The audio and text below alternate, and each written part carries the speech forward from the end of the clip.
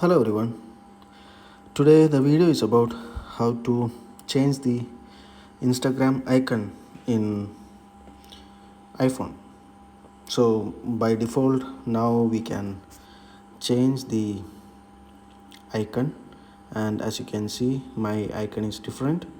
So let us go into the application, and from the feeds let us go into our profiles, and from our profiles let us go into the settings. And once we are in the settings, we need to scroll down the page, so I will show you. So now we have to gently scroll our page, and first we can see two eyes, then an emoji thinking, then up, and we can see a gift, and we have to do a bit more, and we are in the icon pack. So these are the icons we can use, and you can see code name. I'll show once again. We will scroll down the settings page, scroll down, scroll down, scroll down, and we will get into the gift, and the next moment we are in.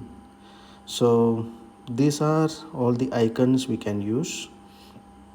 So this is the current one which you can see by default.